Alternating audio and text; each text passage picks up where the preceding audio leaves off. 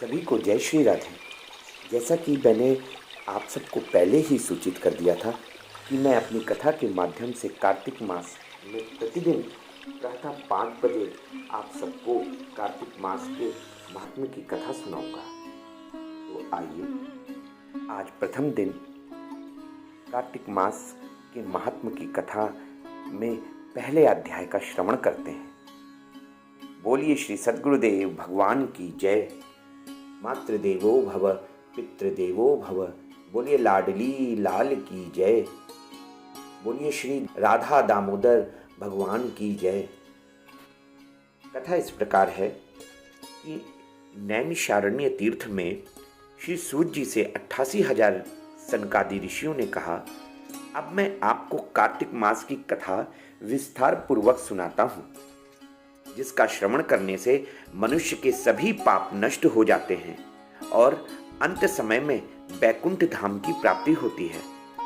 सूत जी ने कहा, श्री कृष्ण जी से अनुमति लेकर देवर्षि नारद के चले जाने के पश्चात सत्यभामा प्रसन्न होकर भगवान कृष्ण से बोली, हे प्रभु, मैं धन्य हुई, मेरा जन्म सफल हुआ। मुझ जैसी त्रैलोक्य सुंदरी के जन्मदाता भी धन्य हैं, जो आपकी 16,000 स्त्रियों के बीच में आपकी परम प्यारी पत्नी बनी। मैंने आपके साथ नारद जी को वह कल्प वृक्ष आदि पुरुष विधि पूर्वक दान में दिया, परंतु वही कल्प वृक्ष मेरे घर लहराया करता है। यह बात मृत्युलोक में किसी स्त्री को ज्ञात नहीं है। हे त्रिलोकीनाथ, मैं आपसे कुछ पूछने की इच्छुक हूं। आप मुझे कृपया कार्तिक महात्म्य की कथा विस्तार पूर्वक सुनाइए, जिसको सुनकर मेरा हित हो और जिसके करने से कल्प पर्यंत भी आप मुझसे विमुख ना हो। सूत जी आगे बोले, सत्यभामा के ऐसे वचन सुनकर भगवान श्री कृष्ण ने हंसते हुए सत्यभामा से कहा और अपने सेवकों को वहीं रुकने के लिए कहकर विलास युक्त अपनी पत्नी को कल्प वृक्ष के नीचे ले गए। फिर हंसकर बोले, हे प्रिय, 16,000 रानियों में से तुम मुझे प्राणों के समान प्यारी हो। तुम्हारे लिए मैंने इंद्र एवं देवताओं से विरोध किया था। हे कांते, जो बात तुमने मुझसे पूछी है उसे सुनो।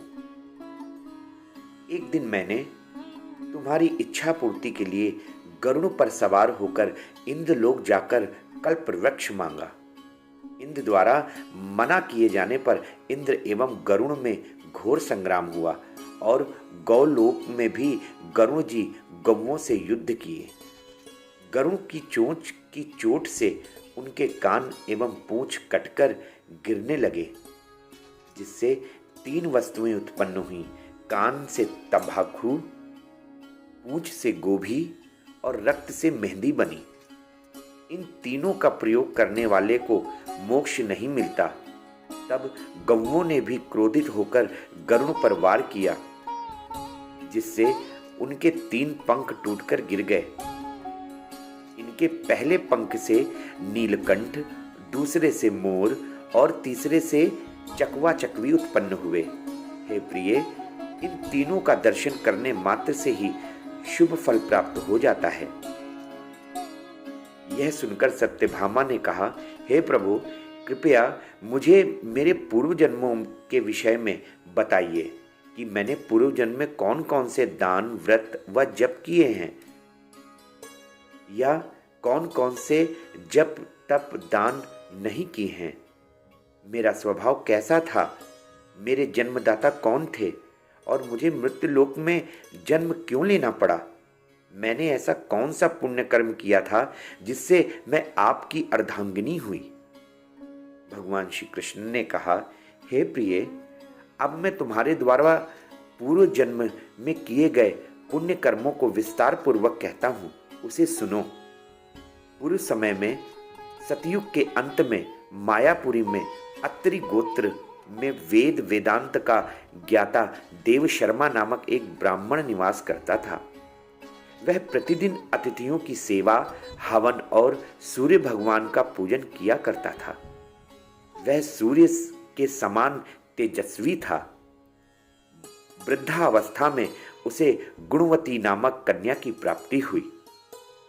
उस पुत्रहीन ब्राह्मण ने अपनी कन्या का विवाह अपने ही चंद्र नामक शिष्य के साथ कर दिया। वह चंद्र को अपने पुत्र के समान मानता था और चंद्र भी उसे अपने पिता की भांति सम्मान देता था। एक दिन वे दोनों कुश व समिधा लेने के लिए जंगल में गए। जब वे हिमालय की तलहटी में भ्रमण कर रहे थे, तब उन्हें एक राक्षस आता हुआ दिखाई दिया। उस राक्षस को देखकर भय के कारण उनके अंग शिथिल हो गए और वे वहां से भागने में भी असमर्थ हो गए। तब उस काल के समान राक्षस ने उन दोनों को मार डाला। क्योंकि वे धर्मात्मा थे, इसलिए मेरे पार्षद उन्हें मेरे वैकुंठ धाम में मेरे पास ले आए। उन दोनों द्वारा आजीवन सूर्य भगवान की पूजा किए जाने के कारण मैं दोनों पर अति प्रसन्न हुआ। गणेश जी, शिव जी, सूर्य व देवी, इन सब की पूजा करने वाले मनुष्य को स्वर्ग की प्राप्ति होती है। मैं एक होता हुआ भी काल और कर्मों के भेद से 5 प्रकार का होता हूँ। जैसे एक देवदत्त, पिता, भ्राता आदि नामों से पुकारा जाता है। जब वे दोनों विमान पर आरूढ़ होकर सूर्य के समान तेजस्वी रूपवान चंदन की माला धारण किए हुए मेरे भवन में आए, तो वे दिव्य भोगों को भोगने लगे। भगवत प्रेमियों, पहले दिवस की कथा यहाँ समाप्त होती है।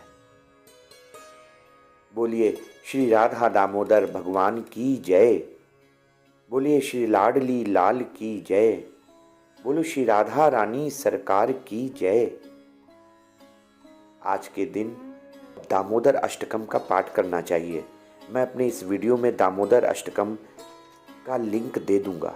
आप उसे क्लिक करके दामोदर अष्टकम का पाठ कर सकते हैं।